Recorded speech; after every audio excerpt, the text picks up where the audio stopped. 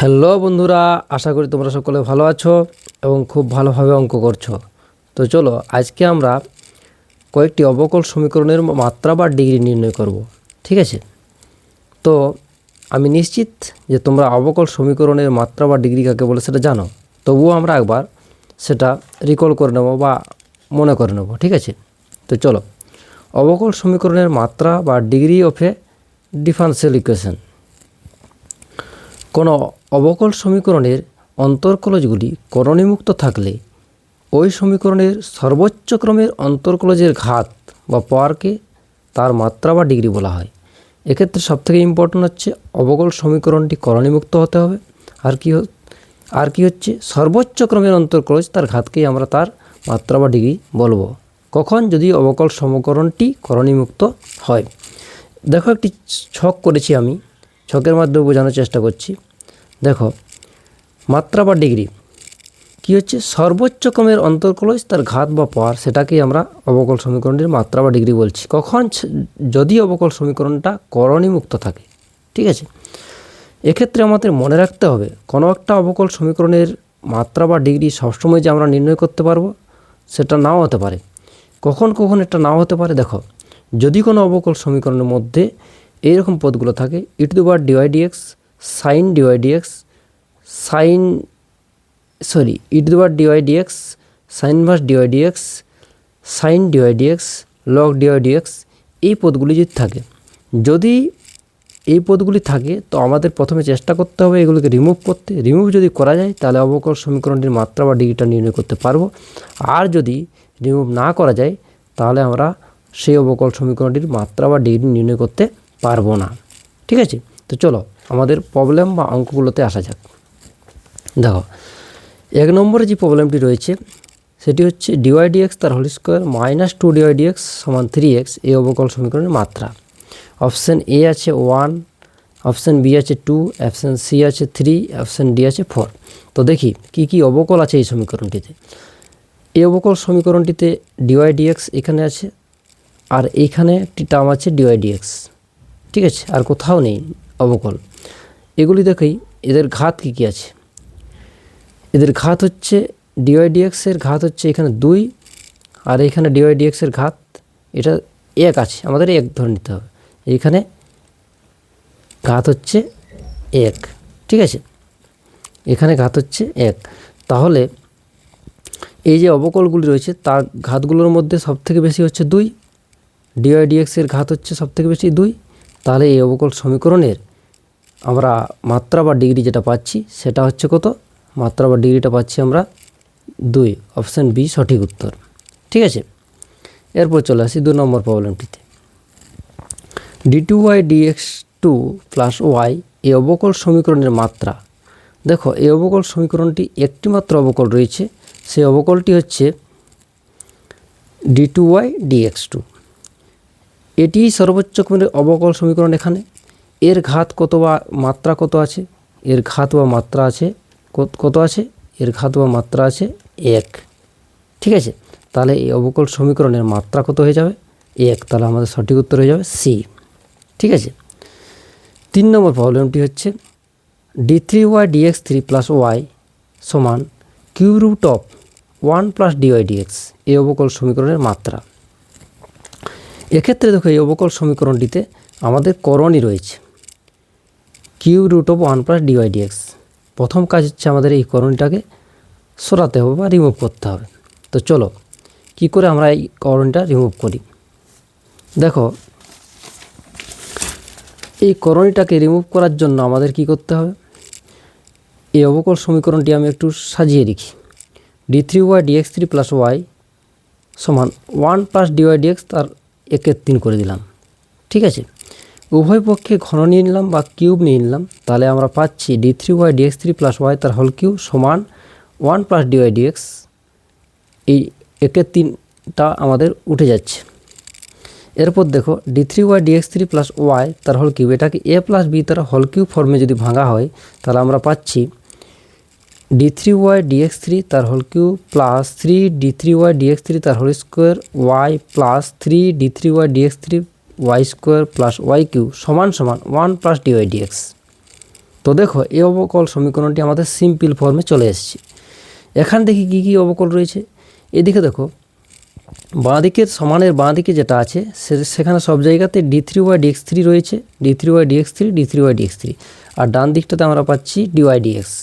তার সর্বোচ্চ ক্রম কোন অবকল হচ্ছে এগুলোর মধ্যে, d3/dx3 হচ্ছে সর্বোচ্চ ক্রমের অবকল। এবার দেখি এদের ঘাত কী কী আছে।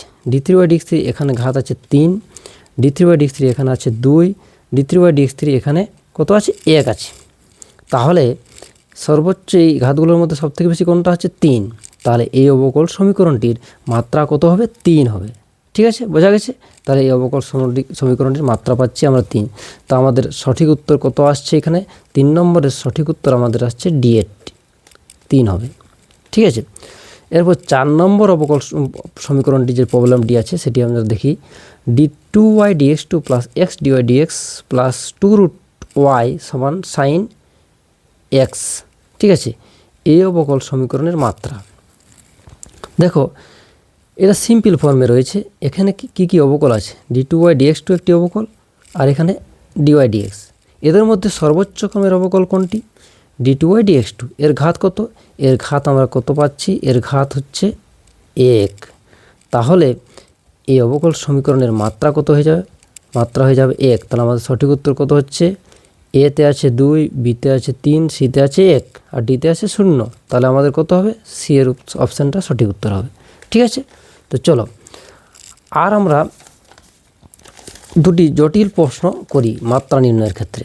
দেখো 5 নম্বর প্রবলেমটি যেটা আছে সেটি একটু জটিল টাইপের। দেখো d2y/dx2 প্লাস সাইন dy/dx = 0 এই অবকল সমীকরণের মাত্রা।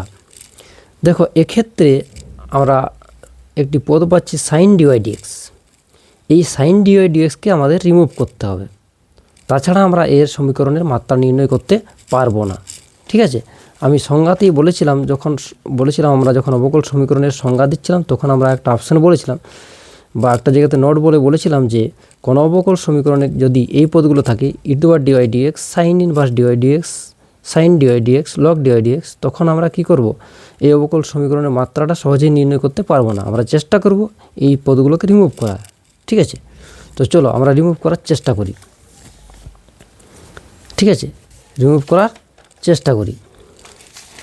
দেখো যে অবকল সমীকরণটি আমাদের ছিল d2y/dx2 প্লাস সাইন dy/dx, এটাকে আমি সিম্পল ফর্ম জাস্ট করার চেষ্টা করি।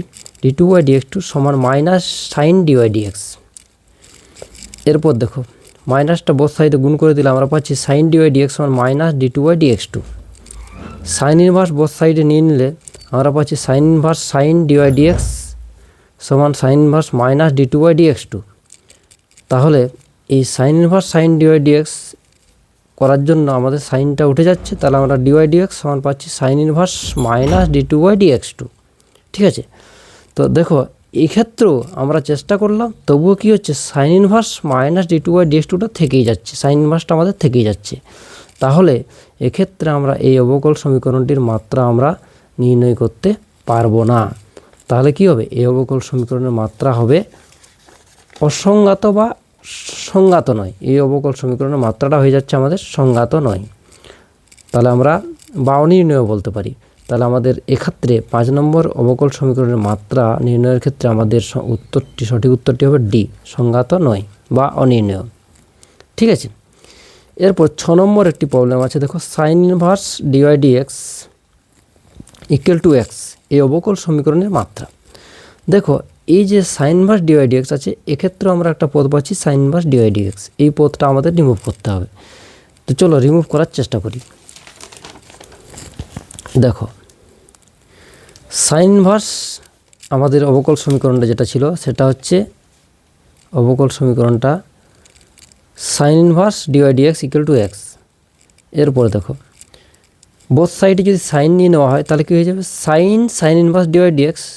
তাহলে এই দিকের বাঁ দিকের সাইনটা আমাদের উঠে যাবে আর ডান দিকে সাইন এক্স হয়ে যাবে। তাহলে dy/dx = সাইন এক্স হচ্ছে। তাহলে আমরা সমীকরণটা পাচ্ছি dy/dx সমান সাইন এক্স। দেখো এক্ষেত্রে আমাদের সাইন ইনভার্স যে dy/dx ছিল সেই পদটি আমাদের আর থাকছে না, রিমুভ হয়ে যাচ্ছে। তাহলে এক্ষেত্রে যে অবকলগুলো রয়েছে সেগুলো আমরা দেখি কি আছে, ডিওয়াই ডিএক্স রয়েছে একটি, সর্বোচ্চ ক্রমিক অবকল একটিই রয়েছে। তাহলে এর ঘাত কত হবে? এর ঘাত আমরা পাচ্ছি কত? ঘাত হচ্ছে, এর ঘাত আমরা পাবো 1। তাহলে এই সাইন ইনভার্স ডিএক্স সমান এক্স এই অবকল সমীকরণের মাত্রা বা ঘাত কত হয়ে যাবে? 1। তাহলে এক্ষেত্রে আমরা সাইন ইনভার্স ডিএক্স যেটা ছিল পদটা, সেটা আমরা রিমুভ করতে পারলাম। তার জন্য এক্ষেত্রে আমরা মাত্রাটা নির্ণয় করতে পারলাম। এর মাত্রা কত হয়ে গেল? 1। তো আমাদের অপশান কি ছিল? এর অপশান ছিল এ অপশানে 2, বি অপশানে 1, আর সি অপশানে 4, ডি অপশানে 3। তাহলে আমাদের সঠিক উত্তর হচ্ছে বি। ঠিক আছে, তাহলে আজকে এতটাই থাকুক। আমরা পরের দিন আরও অনেক প্রবলেম করব। ঠিক আছে।